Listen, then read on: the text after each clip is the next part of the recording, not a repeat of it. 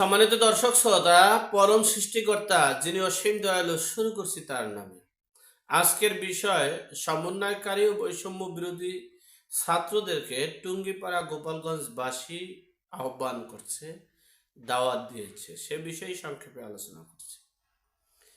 সমন্বয়কারী বৈষম্য বিরোধী ছাত্রদের বাহিরের যে নেতা পিনাকি ভট্টাচার্য ও ইলিয়াস, সাংবাদিক ইলিয়াস সাহেব সহ মিজানুর রহমান আজাহারি সহ অনেকেই তারা হুমকি দিয়েছে যে এর পরবর্তীতে যদি আওয়ামী লীগ বা শেখ হাসিনা যদি কোনো কর্মকাণ্ড, রাজনৈতিক সভা সমাবেশ বা বক্তব্য দিতে চায়, তাহলে টুঙ্গিপাড়ার সব কিছু মাটির সাথে মিশিয়ে দেওয়া হবে।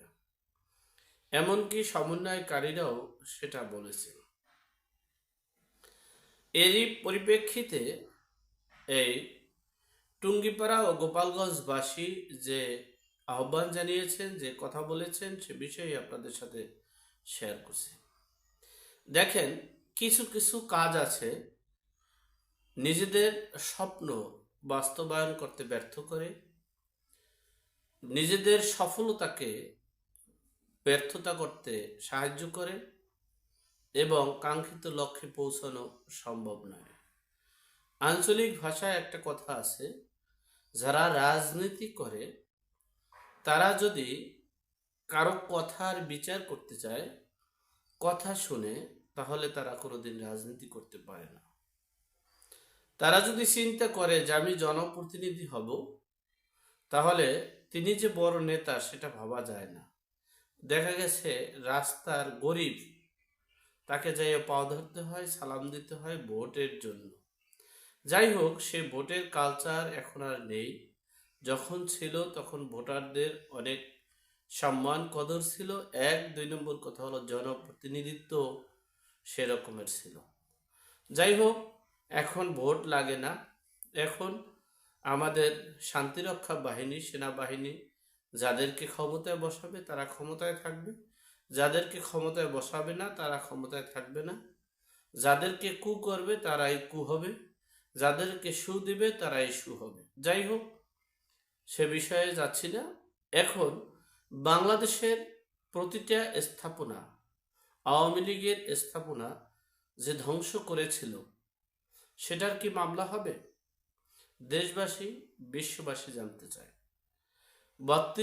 ধানমন্ডির 32 নম্বর সহ বাংলাদেশে প্রায় 100-র উপরে আওয়ামী লীগ নেতাকর্মীদের বাড়িঘর মাটির সাথে মিশিয়ে দিয়েছে কারা? তাদের কি বিচারের আওতায় আনা হবে? দেশবাসী সহ বিশ্ববাসী জানতে চেয়েছে যে এই গাজীপুরে যারা লুটপাট ধ্বংসযজ্ঞ করতে গিয়েছিল, তাদেরকে প্রতিহত করার জন্য, অর্থাৎ এই বাড়িটাকে রক্ষা করার জন্য তারা চেষ্টা করেছে, সেখানে অনেকে আহত হয়েছে। এজন্য তারা হুমকি দিয়েছে, আলটিমেটাম দিয়েছে সেনাবাহিনীর কাছে, স্বরাষ্ট্রমন্ত্রীর কাছে। এই যে স্বরাষ্ট্রমন্ত্রী সে গাজীপুরে গেল, ধানমন্ডি 32 নম্বর যে ভেঙে চুরমার করে দেওয়া হয়েছে, সেখানে কি স্বরাষ্ট্র মন্ত্রণালয়ের দায়িত্বে যিনি ছিলেন সে মন্ত্রী গিয়েছিল? বাংলাদেশের 100-র বেশি বিল্ডিং মাটির সাথে মিশে দিয়েছে, সেখানে কি তারা জরিপ করতে গিয়েছে? এখন বিশ্ববাসী এটাই জানতে চায়, তাহলে এই দেশে কি হচ্ছে, কি করতে চাচ্ছে, কি করবে, কি হবে এই দেশের ভবিষ্যৎ? যাই হোক, সর্বোপরি কথা হচ্ছে, যে বিষয়টা বলতে চাইছিলাম, টুঙ্গিপাড়াবাসী, গোপালগঞ্জবাসী তারা বুঝিয়েছে যে দেখেন, গোপালগঞ্জে এই সেনাবাহিনী যৌথ বাহিনীর নামে যে অকারেন্স করতে চেয়েছিল, তারা কিন্তু শক্ত হাতে সেটা প্রতিবাদ করেছে। এরপরে এই বাংলাদেশের টুঙ্গিপাড়ার একজন নেতা হয়তো বা তাদের ভাষায় বলছে, সেটা কতটুকু সত্য মিথ্যা সেটা পরের বিষয়। মানে আমি আমার বিশ্লেষণ অর্থে, আমি আমার রিসার্চে, গবেষণার মাধ্যমে যেটা ফুটে এসেছে সেটাই আমি বলতে চেষ্টা করছি। যে টুঙ্গিপাড়ার যে তারা নাকি স্বাধীনতার প্রশক্তি, এই আহ, স্বেচ্ছাসেবক দলের সভাপতি জিলানি তিনি টুঙ্গিপাড়াকে স্বাধীন করার জন্য যেতে চেয়েছিলেন। সেখানে ধাওয়া পাল্টা দেওয়া খেয়ে একজন সেখানে মৃত্যুবরণও করেছেন এবং তিনি এই 6 মাস পর্যন্ত সেখানে যেতে পারেনি। তার বসত বাড়িতে তিনি যেতে পারে না।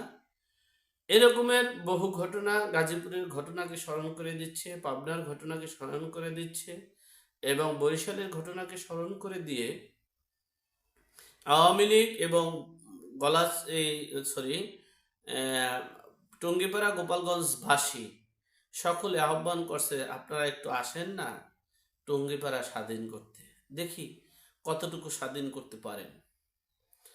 আপনাদের দাওয়াত দিয়েছে, আপনারা এই টুঙ্গিপাড়াবাসী গোপালগঞ্জবাসী সমন্বয়কারী বৈষম্য বিরোধী ছাত্র তথাকথিত যে নারেং তাকবীর আল্লাহু আকবরের যে যারা আছেন তাদেরকে দাওয়াত দিয়েছেন। তারা সেই দাওয়াত কখন কোন সময় গ্রহণ করবে পূর্বে বলা তো দূরের কথা, গ্রহণ করলেই হবে। যাই হোক, সে বিষয়ে এখন আমি যেটা বলতে চেয়েছিলাম, আওয়ামী লীগ বাংলাদেশের একটা প্রবীণ রাজনৈতিক দল। আমরা যারা অপরাধ করছে তাদের বিচারের আওতায় আনতে পারবেন, এটা ঠিক আছে, কিন্তু এদেশের নাগরিক, এদেশের সাধারণ জনগণের জানমাল এবং মৌলিক অধিকার আপনি ক্ষুণ্ণ করতে পারেন না। সময়ের ব্যবধানে সকল অপরাধের বিচার হতে পারে। সুতরাং আমি বিপ্লবী ছাত্রদের বলবো, ছাত্র জনতাদের বলবো, আপনারা এমন কিছু করতে যায়েন না যা কিছু আপনাদের কাঙ্ক্ষিত লক্ষ্য পূরণ করতে ব্যর্থ করবে। আপনারা বিগত 5, 6, 7, 8 এই 4 দিনে যা করেছেন এটাই বিশ্ববাসী অনেক কিছু দেখেছে এবং শেখ হাসিনা যে কথাটা বলেছে যে এটা উগ্রবাদী তালেবানি জঙ্গিদের উত্থান ঘটেছে, সেটা কিন্তু তারা প্রমাণ করতে সক্ষম হয়েছে এবং বিশ্বের সকল মিডিয়ায় সেটা প্রমাণ করতে সক্ষম হয়েছে। তো আমরা বলছি, আমরা কিন্তু ক্ষমতার রদবদল চাই না, আমরা চাই না দেশে আবার সেই পূর্বের শাসন আমল ফিরে আসুক।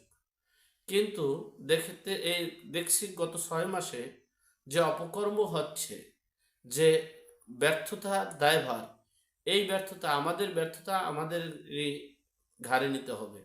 সেই ব্যর্থতার মধ্য থেকেই এই আওয়ামী লীগ, এই শেখ হাসিনার পুনর্বাসন হওয়ার সম্ভাবনা 95% হয়ে গেছে।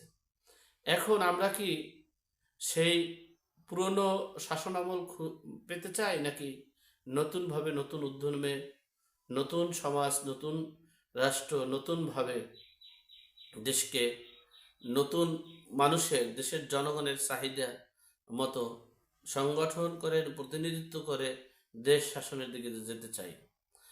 কিন্তু আমরা আমি বিগত 35 বছর 30 বছরের রাজনীতির অভিজ্ঞতায় যেটা বুঝতে পেরেছি, আমরা গত 6 মাসে সর্বসেক্টরে ব্যর্থ। আমরা উগ্রবাদিত্বতার প্রমাণ দিয়েছি, আমরা ধ্বংসাত্মকের প্রমাণ দিয়েছি, আমরা নির্বিচারে হত্যার প্রমাণ দিয়েছি। সামনে কি এভাবেই চলবো, নাকি দেশ গড়ার লক্ষ্যে, জনগণের প্রত্যাশা পূরণের লক্ষ্যে কাজ করব? যাই হোক, আল্লাহ আমাদের সকলকে সঠিক জ্ঞান দান করার তৌফিক দান করুক। আমিন। আসসালামু আলাইকুম।